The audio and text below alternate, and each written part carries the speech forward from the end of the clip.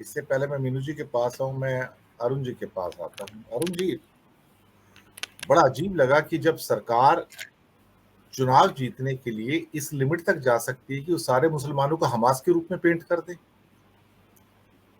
और उसके बाद अब तो आज तो अमेरिका ने बोल दिया कि जो कि उसका साथी उसको एमिनिशन दे रहा है कि भाई आप 10 लाख मुसलमानों को नॉर्थ गाजा पट्टी से नहीं हटा सकते ढंग से। तो ये एक अजीब से एक विरोधाभास की स्थितियां पैदा हो रही है। यूनाइटेड नेशन ने उसका विरोध किया है, बाकी देश विरोध कर रहे हैं, पुतिन विरोध कर रहा है कि ये किस किस्म का ऑर्डर है कि 11 लाख लोग उत्तर गाजा जो है खाली कर दें। तो ये चीजें पलटती नजर आ रही हैं।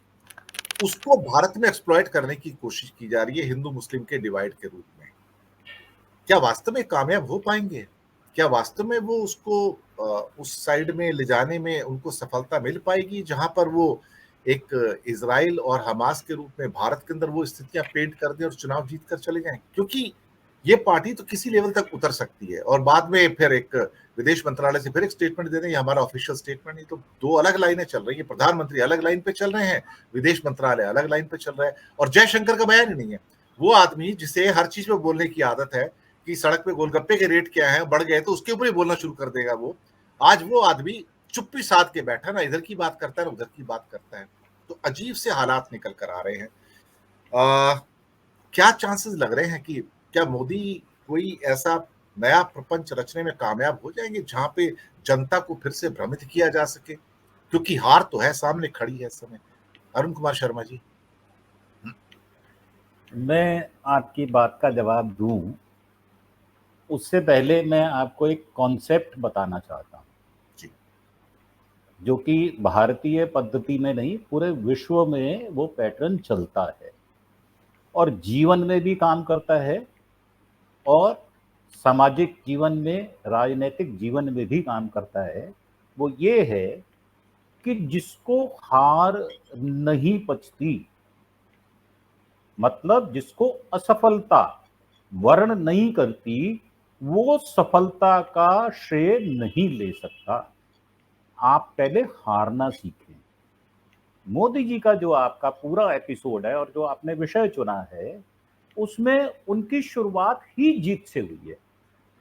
पहले ही दिन उनको सेहरा बांध दिया गया कि साहब आप गुजरात के चीफ मिनिस्टर होंगे। तो ये जो लहू मुंह में लगा सत्ता का, असल में कारण जो है उसकी शुरुआत उसी दिन हो गई थी जिस दिन वो गुजरात के चीफ मिनिस्टर बने थे।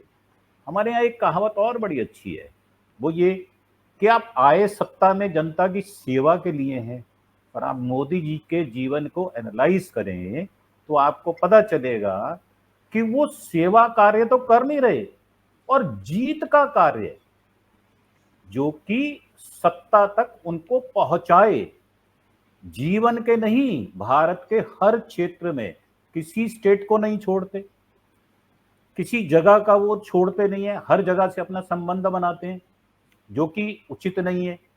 और हमारे यहाँ एक कहावत है, मोदी जी वो काम करते हैं जो उनके ऊपर पूरी फिट बैठती है। वो है उल्टे बांस बरेली को। आप बरेली जाएं और बांस ले जाएं, और बरेली के लोग आपको क्या कहेंगे? आप बीकानेर जाएं और भुजिया ले जाएं। मोदी जी वही काम कर रहे हैं। मोदी जी को सिवाय सत्ता के गलियारों में जीत का जश्न और अपने इवेंट को बड़ा करके उसको लोगों को भरमाना, इस कला में तो वो पूर्ण निपुण है। और वो कहते भी हैं कि हम अपने परिश्रम की पराकाष्ठा करते हैं, और उसका विषय एक ही रहता है, वो है चुनाव। और चुनाव एक मुद्दा होने के बावजूद अगर आज ये हालात पर आ गए हैं, इस कगार पर खड़े हो गए हैं कि उनको जीत का स्वाद मिलना ही नहीं है, ये अंदर से उनको ज्ञात हो चुका है।